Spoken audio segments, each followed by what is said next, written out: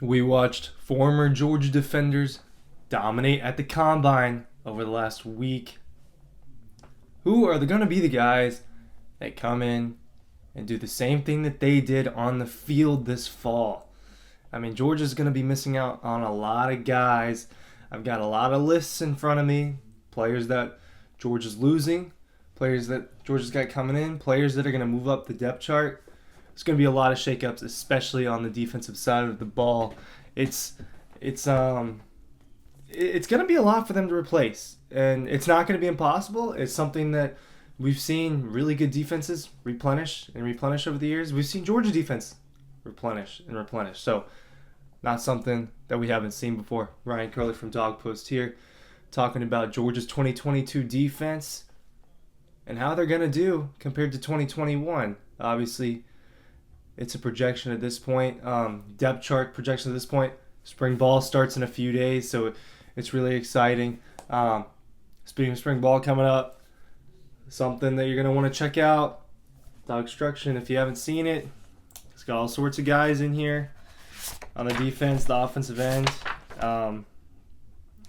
Just exclusive images. You want to check this out. We're going to be selling it all spring, so you want to make sure you get your copy. It's really cool. On the defensive side of the ball, look at the line alone. Trayvon Walker, Jordan Davis, Devontae Wyatt, gone. You immediately have to move three guys up for that.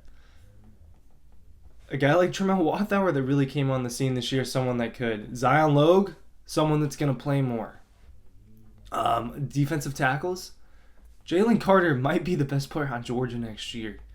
He is that good. The dude is really talented, a freak athlete. I think he's the strongest guy on the football team. According to Jordan Davis, a few months back, he's at least stronger than Jordan Davis, and Jordan Davis is a pretty strong guy. Jaylen Carter, super special talent, going to be one of the better players on Georgia next year. A guy like Nazir Stackhouse that showed a little bit of flashes. I remember he got a sack in the UAB game, someone that came in there. That's going to be the new depth at defensive line. And then you move to outside linebackers. Well, that's the biggest question mark. Well, Channing Tindall gone. Nakobe Dean, obviously inside linebacker. Quay Walker gone. Adam Anderson, big question mark. Probably not going to play for Georgia again. So big question mark. Let's consider it gone for now. Nolan Smith comes back. Okay. So you have your leadership at outside linebacker. Jamon Dumas Johnson, someone that could step up. Then you got younger guys. You got Xavier Story and you got Smell Mondin. There's some question marks. And I talked about this a few weeks ago. What was the biggest position group that Georgia needed to replace? Linebackers. Nakobe Dean, Channing Tindall, Quay Walker. That is tough.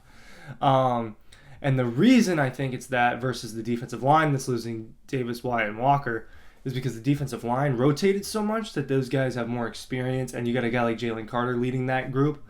I feel more confident about them than the linebackers, but 4 or 5-star guys, they're going to be good.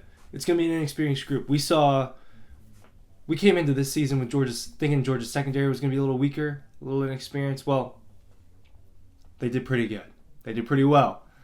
It wasn't that bad. It was really good, and they made some really key plays at the beginning and the end of the season and sprinkled throughout. But secondary, there are some question marks. Are guys like William Poole going to play more? Are guys like Kamari Lassiter going to play more? There's a spot at corner. There's a spot at one of the 2 starting corner positions because Keely Ringo is going to be on one side. Who's going to replace Darian Kendrick? That's going to be a battle between guys like Nyland Green and Kamari Lassiter.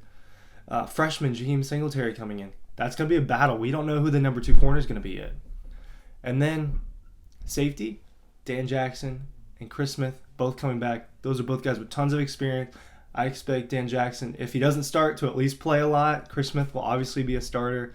A guy that I'm really excited about, and I watched a lot in their high school career, Malachi Starks, the freshman that's coming in. Really versatile guy, someone that could definitely come in and play secondary at the collegiate level. He looks to add some depth there.